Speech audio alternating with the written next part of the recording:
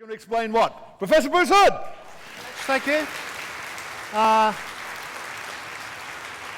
It's great to be back again. I had the honor of giving the first opening lecture, was it 5 years ago, around about then, in 2011, and it's great to see how this community has grown and strengthened.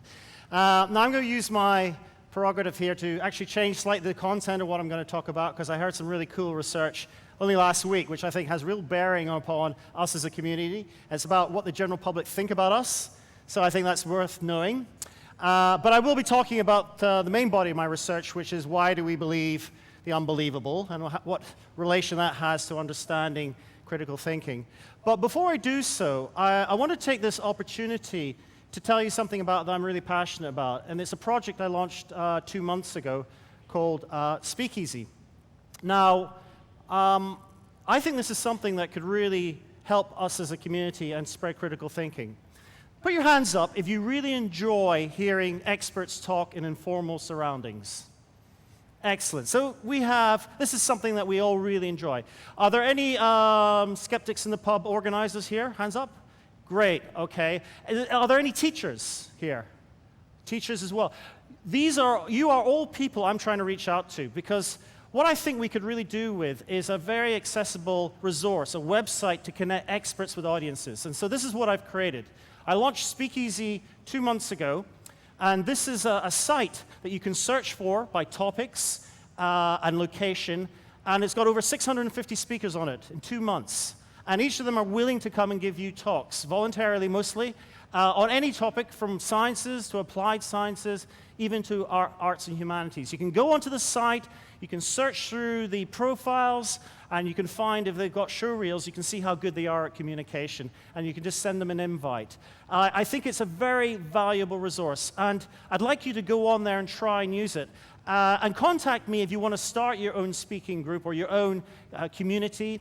And if you can't find anybody in your region, then also I want you to contact me, okay? I want you to write to me, and I'll put my team onto it to try and locate speakers who'll be willing to come and talk to you. So enough of the sales pitch, let's get on with the whole talk. So I'm going to talk about why we believe in the unbelievable. I'm going to give you an example, a bona fide example of supernatural power.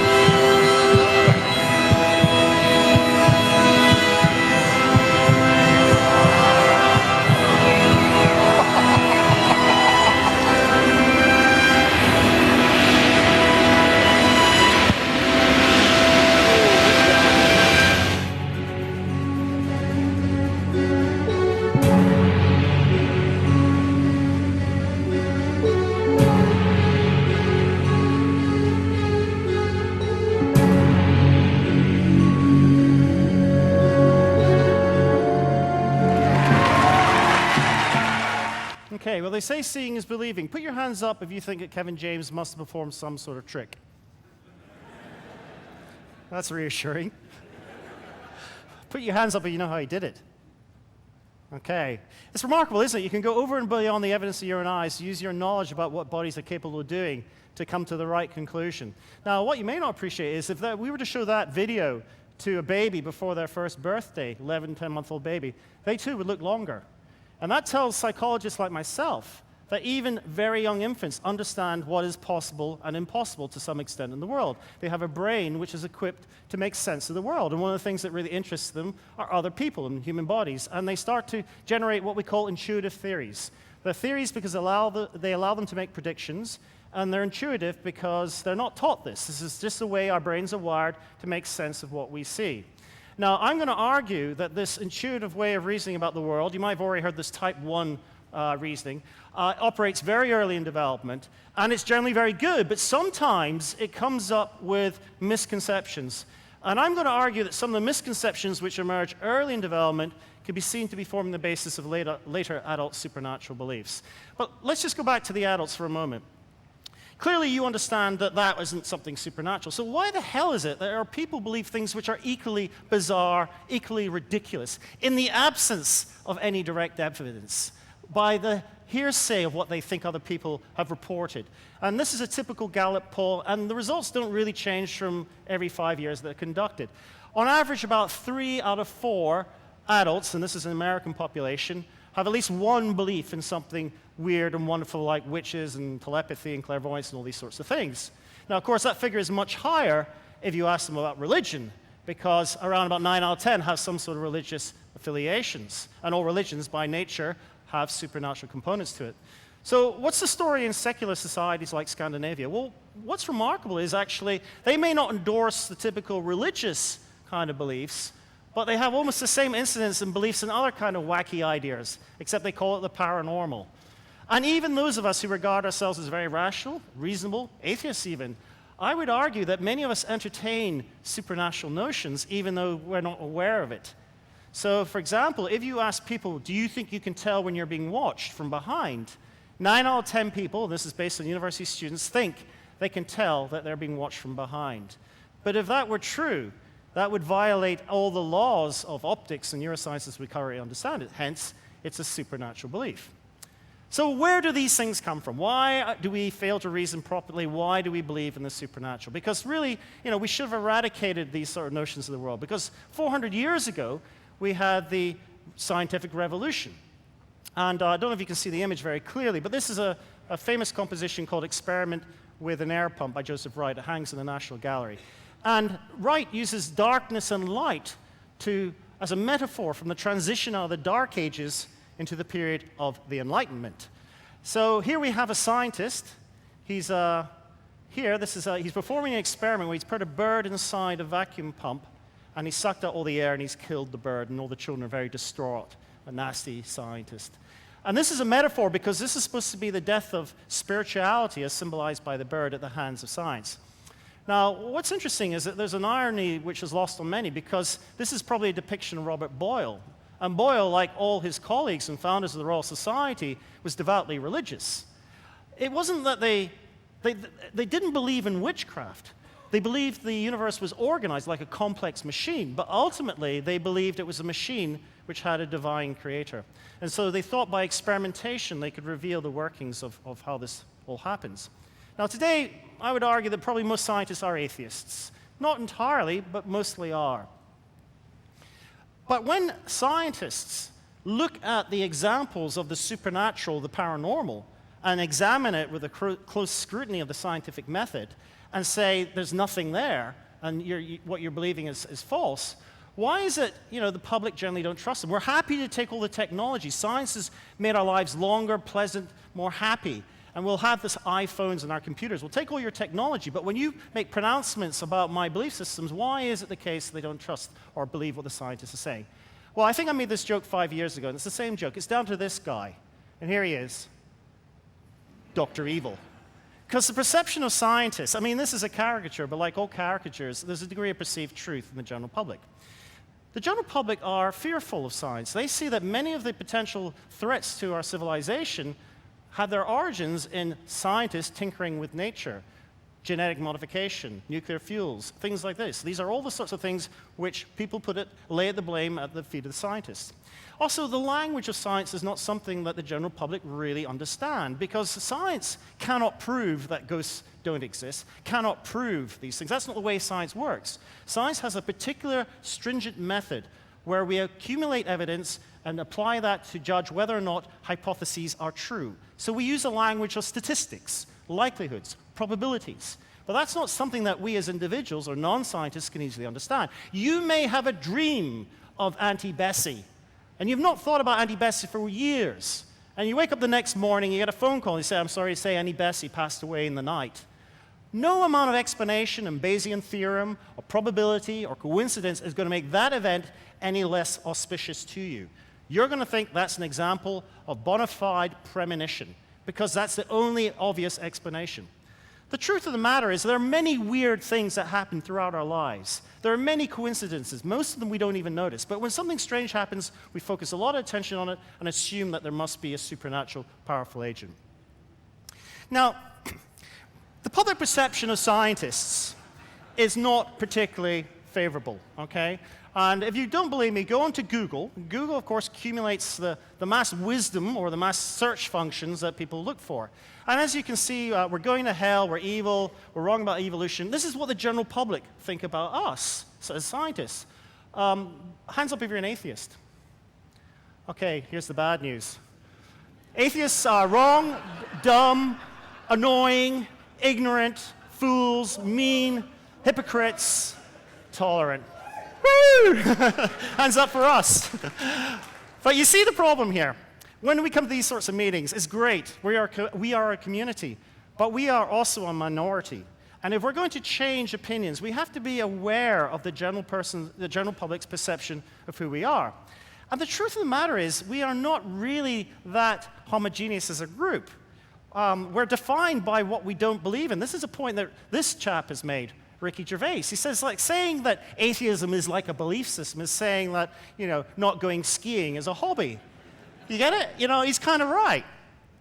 But the truth is, unfortunately, we are an out-group perceived by the majority of people on this planet as being distrustful, disliked, and associated with immoral.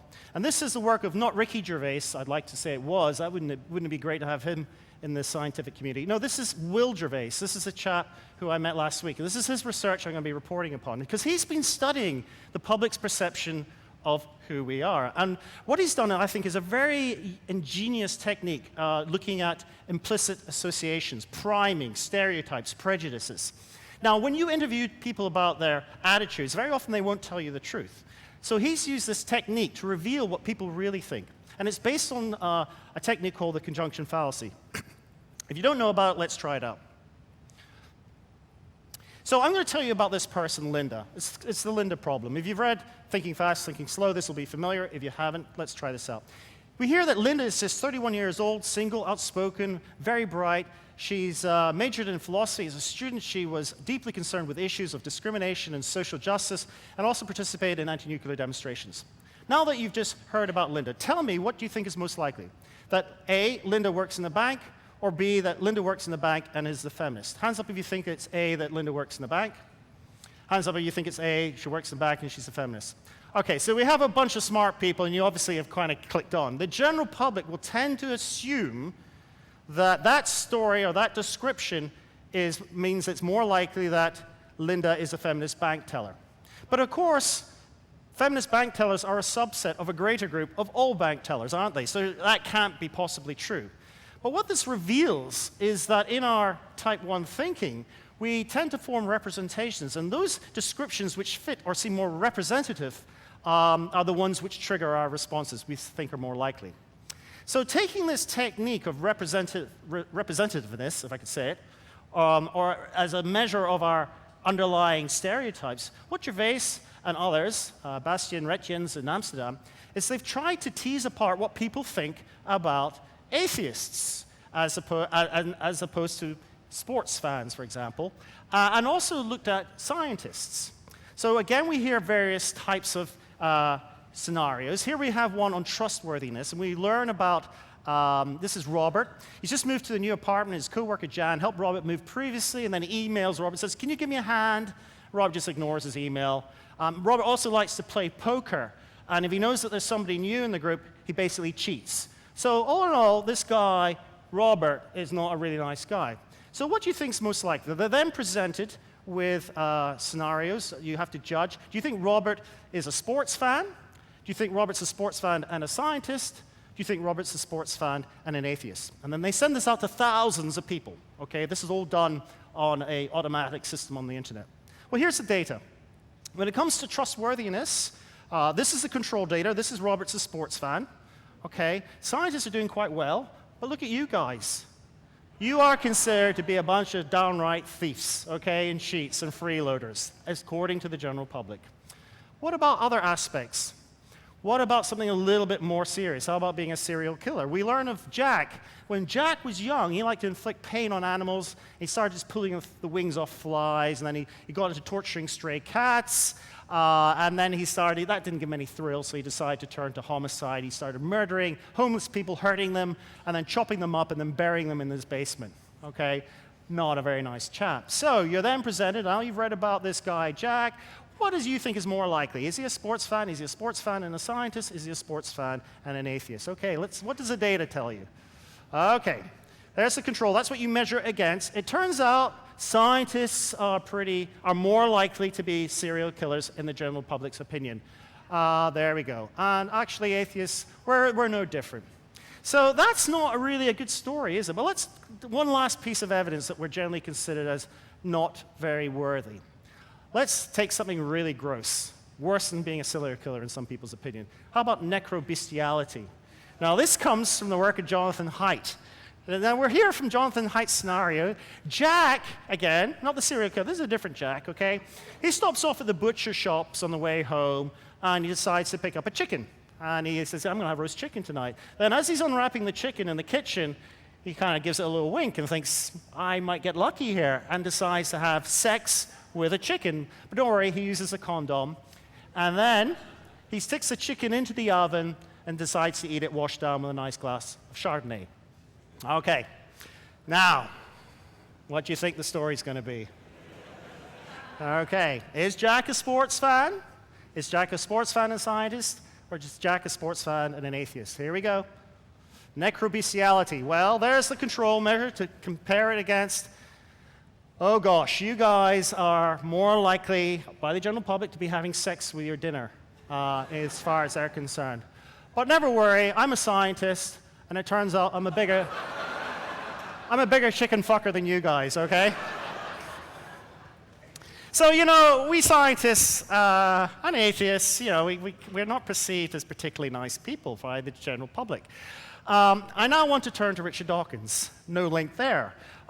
Richard, of course, is one of our most successful advocates, and he has been immensely powerful in shifting the goalposts. And I like people like Richard. It allows me, I feel I'm a little bit more moderate. I can navigate in the ground in between, but without people like Richard, the rest of us, we'd never have got to the situation that we're here today. So I'd like to sort of say a round of applause for Richard Dawkins. That said, I don't entirely agree with everything that he says, and I disagree from an empirical, a scientific perspective. Because when it comes to believing in the supernatural, Richard Dawkins has pointed the finger firmly and squarely at religion, saying that we're indoctrinating children with these beliefs, and religions are the most organized form of that. Now, he is right. Children are indoctrinated, and we heard in the last talks that this is something that happens in childhood, that no child is born to be Islamic or Christian. But I would argue that there is another mechanism also operating. Yes, we believe the testimony of others, but we tend to believe what we think is true. I think that we also have another mechanism, which is the way we think about the world and we reason about the world. And I would argue, and I have done so in my first book, The Super Sense, that our brains are almost tripwired to seeing agencies, to inferring the presence of these energies and entities and things that we now recognize in adult supernatural thinking as ghosts and beings and so forth. And also, I'd just like to point out, if you were to do the absolute thought experiment of taking children and raising them in an environment without religion, without any society, I predict that they probably, as described beautifully in Lord of the Rings, in Golding's Nobel Prize-winning book, I would argue they would descend into savagery and develop their own belief systems, their own gods, their own demons, and of course in the book, the beast that existed in the forest. So I think that we have a predisposition to certain beliefs. Now, by the way, Richard does cover this in his book. He just doesn't give it as much emphasis. And there's a whole science to uncovering what these biases are. And I'm going to be showing you some examples in the rest of my talk. I've called it the supersense hypothesis. Here are just some of the components of it. I'll read them out because the screen looks a little bit not too bright. But first of all, we have brains which detect patterns and causality. We're causal determinists. When something happens in the world, we cannot but see it caused by something, rather than seeing it more likely to be a coincidence of events. At some level, of course, it is cause, but we infer agencies, we infer mechanisms which may not necessarily be there. We can't even conceive of randomness. It's not something our brains effectively do. We also do not like unpredictable environments. So if you're an early human and you're looking around and you're trying to figure out what causes the migration of the animals and what causes the seasons, and you're trying to get some structure and some order. And when you're in an unpredictable environment, if that environment is risky, that inclines you to engaging in some sort of ritual to control it. Now, this is a point that Malinowski, the anthropologist, made over 100 years ago. He was out in the South Pacific, and he was noticing that Trobriand Islanders, when they were fishing out in the open ocean, they would engage in some pre-fishing ritual. But they never bothered when they were fishing in the lagoons, which were comparatively safely. And that's why you find professions which are very risky are always associated with some degree of sort of ritual. Now, what could be more risky than climbing into an aluminum tube full of liquid hydrogen or helium, I can't remember, basically a giant bomb, and flying up north? Well, there you go. It turns out that even things like space travel have their rituals. This is the Russian cosmonauts. And this guy is obviously a little bit too free with his holy water. But yeah, he's allowed to bless these launch pads. And there he goes, sort of slapping the astronauts in the face with a crucifix and then getting some holy water as well. Charles Simonyi, by the way, the founder of Microsoft, has been up to the International Space Station twice. And he recalls that when they go to the launch pad, they have to undergo this superstitious ritual of getting out of the bus and going and urinating on the back wheel for good luck. I mean, apparently it was because Yuri Gagarin was shot on the first flight, and so they do it now as a superstitious ritual. I think that conjunction of magical thinking and the epitome of technology is this wonderfully ironic. Anyway, so we like to control the world. We seek out order. We engage in things which give us the perception of control. And by the way, a lot of sports people are very superstitious. And if you thwart them in their superstitions, they generally don't do so well. So the act of engaging in something often gives you the illusion of control anyway. So arguably, it's useful. Anyway, that aside. We have brains which make sense of the world. We generate intuitive theories. But sometimes we come up as children, misconceptions. And of course, culture is feeding this all the time. And it just seems to be plausible. We also like to believe what we're told. We don't like to disagree. It's not within our nature to disagree with other people's belief systems. There's a whole bunch of neuroscience study showing that. And finally, I would argue that this kind of imbuing the world with power and supernatural dimensions enables sacred values, because all collective groups need to have a sense of sacred values. These can be objects, they can be possessions, they can be just about anything that transcend the mundane. And they represent the belief systems of the group, so that anyone who doesn't believe it is being sacrilegious. And so objects or things attain that specialness because of this capacity for supernatural thinking. Okay, so let me give you 3 examples which emerge naturally in children, which we're not indoctrinating them with, that then I'll show you how they can form the basis of supernatural belief. First of all, mind-body dualism, sympathetic magic, and essentialism. So mind-body dualism is something, in fact, most of us experience phenomenologically. This is the experience that our minds are separate to our bodies. We feel that the body is a vessel that we occupy. As my colleague Paul Bloom at Yale says, we don't just feel different to our bodies, we occupy them, we possess them, we own them. We feel like we're puppet masters controlling a sophisticated meat machine. We look in the mirror and we see the ravages of time and the physical body changing. We get bits lopped off, we have bits added on, but we feel different to our body. But we're not. And that's what the neuroscience tells us. If I was to get you to imagine, where your sense of mind is at the moment, your stream of consciousness, where does it originate from? Most of you feel you're in your head. Literally, this is a study where they got people to introspect and close their eyes and then point to where they think they were. And they don't point to their bottom or their feet. They think, oh, I feel like I'm inside my head, And this is where they are. But the problem is, you can't have a little you inside your head, because that sets up a logical impossibility. If there were a little you, the homunculus as we call this creature, inside your head, then who's inside their head, and their head, and their head, and so on? So you get into the problem of the infinite regress. This is a point that I covered in the book, The Self-Illusion. There isn't any localized or any integrated coherent self as such. Rather, this is a more anatomically correct version of what the brain is, okay? Those of you remember D.C. Thompson's The Numbskulls. We have a multitude of relatively independent subsystems, the output of which is somehow brought together. I haven't got the answer for how it's done yet. That's what we are trying to uncover. But somehow the output of this system is brought together to create this unified experience that we commonly have, the sense of self. But that's not what we experience. The brain, the mind, must be a product of the brain, okay? We know this is the case because if you alter the workings of the brain through disease, damage, or drugs, the mind is affected accordingly. It's highly interconnected. It's a parallel system, and yet we experience this separate of mind and body. And I would suggest that this mind-body dualism is also something that forms the basis of our sense of identity, our identity being something over and beyond our physical composition. This is a point that philosophers have been thinking about for some time. And I particularly like the work of Derek Parfit. Derek Parfit is an contemporary Oxford philosopher. And he's got us to think about identity using what we call thought experiments, where you imagine certain scenarios. And the one he uses is the transporter system. So hands up if you like Star Trek. Hey, okay, I get to use my Star Trek animation here. So you remember on Star Trek how the you know how the teletransporter system works? Here we go. That's brilliant, isn't it?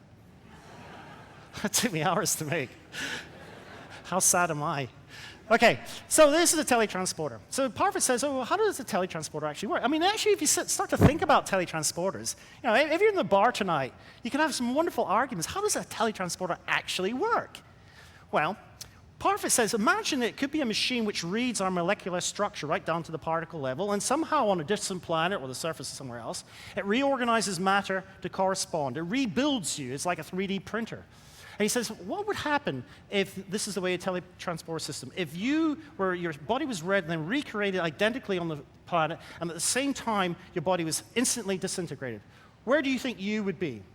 Most people would feel that they were somehow transported in the teletransporter system. We say, well, okay, if you think that, then what happens if the teletransporter system malfunctions? It makes a second you, but then it fails to disintegrate the original version. Where are you now? And people say, well, I'm still on Earth. I haven't moved at all. So this is interesting because it's as if there is a property over and beyond the molecular material composition of who we are, which confirms our identity. Okay? And I would argue we also apply that to the consciousness and the mind as well. So I've been interested in it. We've been studying this, developing a version of this Parfit experiment. And we have children watching this sequence of an experimenter who has these two pods, and they've already seen that it can duplicate any object. They see it makes copies of books and toys and whatever. But one day she's in the lab, and she's cleaning up, and there's a bit of a mishap. And she unfortunately activates the machine, and lo and behold, it turns on, and oh dear, she's been captured, and there's going to be another one made of her. Now, they're told all sorts of information, that she's got physical things inside her. They're told sort of aspects of what her mind is about, what she knows to be true, or what her beliefs are, what her attitudes are. And then after a while, of course, they're then presented with this dilemma. Out comes the identical person, the duplicate of the original experimenter. And the children and the adults are asked, well, do they have the same physical attributes, the second person? Do they have the same thoughts and beliefs? And what you find is dualism. Both children and adults believe that whilst the physical properties can be copied, the mental ones can't. So there is something about the mind not being tethered to the physical body.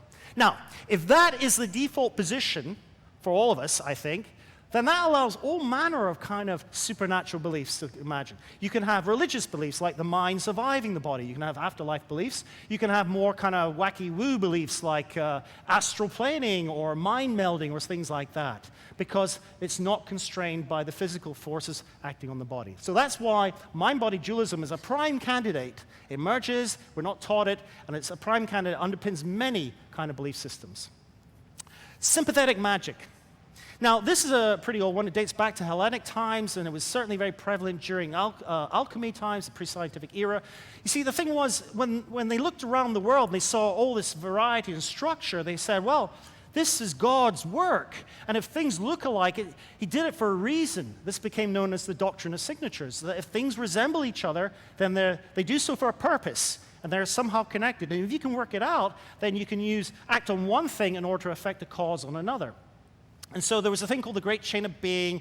You had correspondences between gold and the sun. Obviously, they're both yellowy. Nobles, they're men and corn. And then, of course, women, they're menstrual, aren't they? And they've got the lunar cycle, so it's silver. And so this is how they created this pattern, what they thought the correspondences were.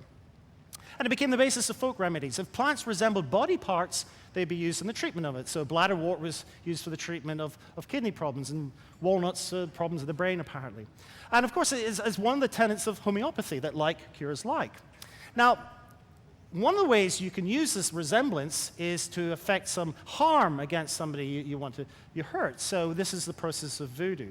Now, I don't think anyone really here believes in voodoo, but children are not so certain. So in our studies, for example, we take photographs of objects, and we put the object in the next room, and then we do something to the photograph. We might wet it, for example.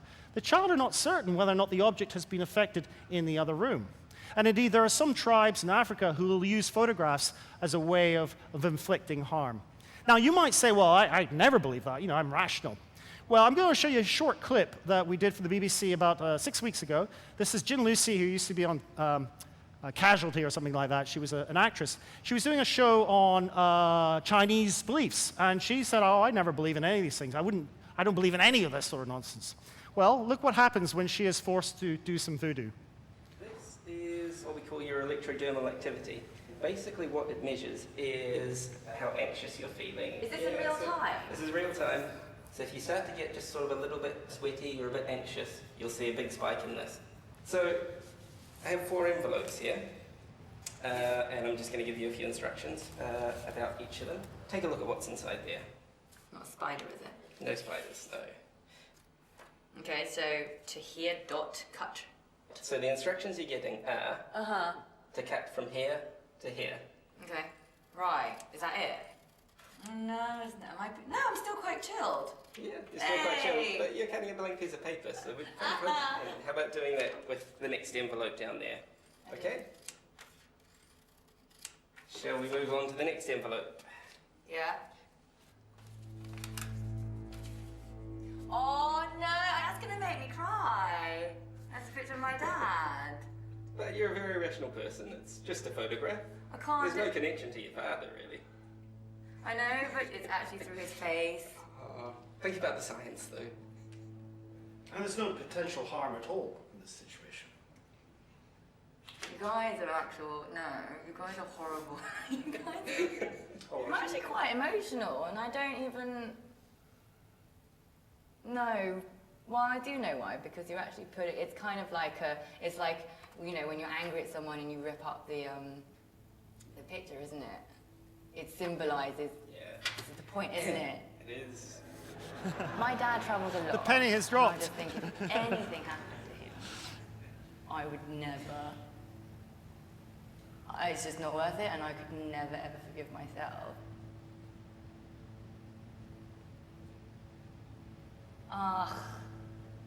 I hate you all.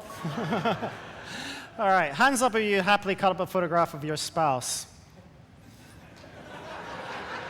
Are they sitting with you? Yeah, you say you would, but deep down, I'm pretty sure you could measure your electrodermal activity, showing that deep down you're raging with anxiety and emotion. And this is the point. We can use our type 2 system to override our type 1 system. And to do it requires effort, though. It's not something which comes naturally to us, because many of these underlying beliefs are very emotive. And that's why, by the way, why emotional contexts can facilitate this kind of magical thinking. So I think that even though we are reasonable and rational, we're often in conflict at times. And this is maybe what's the difference between those who are inclined to belief and those who are not. This is one of the research areas that we're currently investigating. Okay, the last one I want to talk about is puppies and cats, or essentialism. Now, essentialism comes from Plato. He originally talked about there being a dimension to reality that we couldn't perceive, but it gave things a true identity. We use the term essence, it just is more familiar. And research is showing that children are essentialists from about 3 to 4 years of age. And what that means is that they think that, for example, in animals, they're different because there's something inside a cat which makes it different to a dog. And so if you raise cats with dogs, they don't turn into a dog or behave like a dog. If you raise dogs with kittens, they remain different. They think there's a doggy essence and a catty essence, and they can't be changed. And there is something, of course, it's DNA, but no preschooler is ever told about DNA. If they do, that's pretty amazing. But generally, they're not. Now, this essentialism of species, of course, is exactly one of the problems that many people have with natural selection. Richard Dawkins has called essentialism the dead hand of Plato, because you can look around the natural world, and all the animals seem so completely different, rather than actually accept that they all have a common ancestry. Even those of us who think we understand natural selection say, yeah, well, you know, I can believe I share 98.5 or 98.6% of my DNA with a chimpanzee. It looks like me. But they find it much harder to recognize that they also share 50% of their DNA with a banana. And that's the truth, okay? Because all life forms have a common ancestry. So this way of categorizing the world is a real impediment to understanding how biology actually works. But I've been interested in essentialism in the supernatural domain, because we don't only essentialize living things, we essentialize things that we care about, and that includes inanimate objects. Hands up if you have a wedding ring, matrimonial wedding ring. Yay, okay. Would you, put your hand up if you would willingly exchange it for an identical duplicate? Okay, a little bit more reserved, okay? Now, why is that? If you couldn't tell it, if the ring fairy came in the night and swapped them around so that you would never wear, you'd never spot it. What is it about it? Well, you say, well, it's not the same ring. Okay, well, let's work with that one, shall we? What about if I change a little particle of the ring bit by bit? Okay, what if I do it long enough over time that there's no original material in the ring? Well, I think it's still the same ring in the same way that when you renovate a work of art, it's still the same work of art. But if it has none of the original material, then where is the identity of the original work of art? If I was to do that transposition instantaneously, you'd say it's a different ring. But not if it's gradual. It's as if there is an identity, an essence, which goes over and beyond its material composition. That's what I mean by the essence. And that way of thinking emerges spontaneously and naturally in very young children. I've been studying these things, the attachment objects. These are very common in the West. That's interesting, by the way. I think the reason they're common is these are the blankets and teddy bears. I'm not going to make you put your hands up if you've got them. I know you do, okay? You don't have to lie. We can find out in the bar later on who has them, because I know you do. Otherwise, I wouldn't be able to do my research. But you don't get them in the East. And I think the reason is really quite simple, because in the East, children sleep with their parents right into middle childhood. But in the West, we separate them typically, the first birthday, whatever. Now, that causes some distress. And the child self-soothes whatever they can find, which typically is a blanket or a teddy bear. Now, what starts off as pure associative learning, comforting, suddenly changes into something a bit strange around about 2 years of age, because now these things become irreplaceable. They anthropomorphize them, okay? Any parent here who's had a child lose one of these things will know what I'm talking about. It's like a tragic family death. You can't replace these things. They're irreplaceable. The children talk about them as if they're sentient, as if they have feelings. So we studied this in our lab. We got kids to bring in their attachment objects. We got them to bring in a favorite toy, and we showed them this amazing machine that the University of Bristol invested billions in, which was a duplicating machine, okay? It's basically a conjuring trick. But we put an object in one, and then someone's putting something in the back, and suddenly it looks as if there are two. And the children believe this. This is like a photocopier for objects. Having convinced them that the machine works, and it was really easy to do so, we then say, oh, well, can we put your objects in there? Now, if it was a favorite toy, we asked them, which one do you want back? They wanted the cool new one, because that was exciting and cool. But if we said, well, let's put your attachment object in there, either they wouldn't let us put it into the machine, and if we did force it into there, and believe me, there were some tears, they wanted the original one back. It was as if it could not be violated integrity. They wanted it. There was something which couldn't be duplicated. And it turns out this authenticity or this bias for originality is something which actually stays with us even as adults. As collectors, signatures on books, I might add. Anything like that is a mark of authenticity. So we did studies where we produced identical silver cups or identical spoons, and we said the object is valuable because of what it's made of, silver, or it's valuable because of who it's associated with, in this case, Queen Elizabeth. In that situation, children from 5 to 6 years of age understand that if an object is valuable because of what it's made of, the duplicate's worth the same.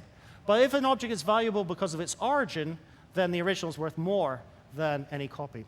And this veneration of originality is something which shapes our attitudes to things. So, for example, There was a trade in the pre-scientific era where I was going to call them pagans. What's the word for people who go to venerate religious objects? Pilgrims, thank you. Pilgrims would travel to venerate objects which were, in many instances, actually parts of people. This is the finger bone of Doubting Thomas somewhere in a shrine in Italy, because it was believed that these things had power, curative powers. But even in the modern era, in the absence of belief in saints, we still venerate objects which have celebrity status. This is a piece of bed linen that Elvis Presley had slept on. You can get off eBay, and there's a certificate of authenticity. Yeah, I'll believe that. Anyway, these are the things that we value. You can also value places, and places that you have an emotional connection with, okay? So you can buy on eBay holy water from the River Jordan, you can buy dirt, you can buy bits of wood and oil, any old scraps. But because of its essential connection to a land, to a position, to a place that you feel an emotional tie, you value it. And of course, people will pay vast amounts of money for items. This is the glove that Michael Jackson, now of dubious character, shall we say, but Michael Jackson's glove was sold for $250,000. And when people buy these things, they don't want them washed. It's as if there's some sort of, essence of Michael Jackson in there.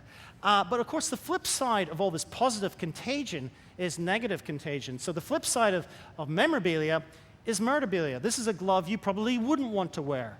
This is the glove from the murder scene of the O.J. Simpson trial. And there are museums around the country which collect these kind of gruesome types of things.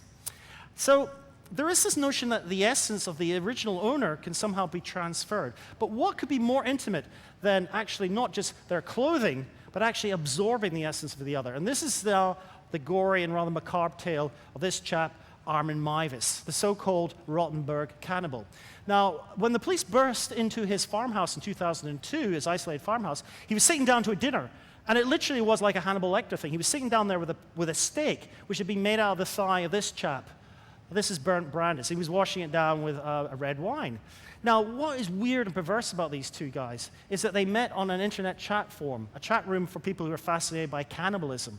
And Armin Meiwes had advertised for a young man that he wanted to eat.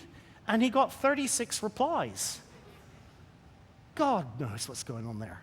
One of them was Bernd Brandis. And Bernd Brandis went through it. He went out to the farmhouse. You can read about that. It's really unbelievably gory and bizarre. And he ate them. But what I find interesting from the essentialist position is that when he was being interviewed by the police, he said, well, every bite of him, my memory got better, and my English has been getting better. It's as if he was living on inside the body the victim was living on inside the body of him. Now, you don't have to be a psychotic killer to have these beliefs. This is a much more amiable Linda and Ian Gammons, who I've interviewed a number of times. 2006, Ian had chronic kidney failure, and it just turned out, luckily, his wife had a matching kidney, so she donated her kidney. About 6 weeks later, he wakes up, and he didn't wake up 6 weeks later. After about 6 weeks, he noted that his personality was changing, and he attributed this to somehow taking on his wife's personality. And when I phoned him, he rationalized it, said, well, it must be our DNA mixing. It must be somehow combining and merging together. There are many other good reasons why you would feel so much better after having a kidney transplant, but for him, it was something to do with absorbing his wife's essence. Now, here's something a little bit more disturbing. This kind of belief system, and this is where spooky thinking, supernatural thinking, this is where we're getting to the territory where activists like yourselves need to start, getting involved. Not in this particular case, it's in South Africa, but here's an example where this belief in essentialism has been used to justify the rape of children. There is a belief called the virgin cure myth in South Africa that if you're HIV positive, if you have sex with children, and very often this also includes babies, you can be cured.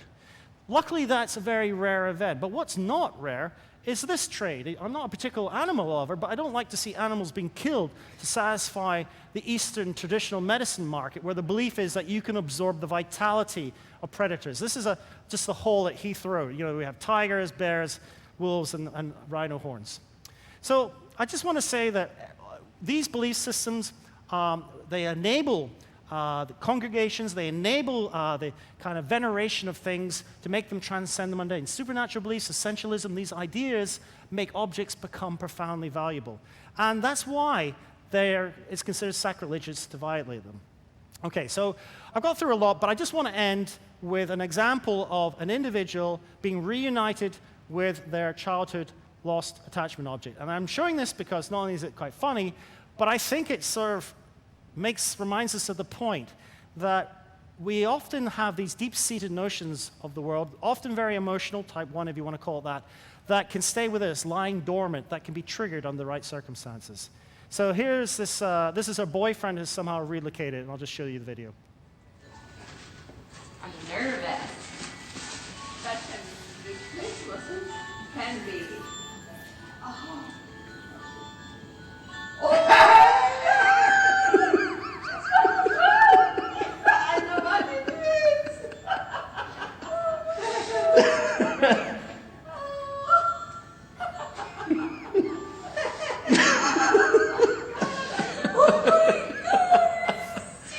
Yes. I smelled him and I knew exactly who it was.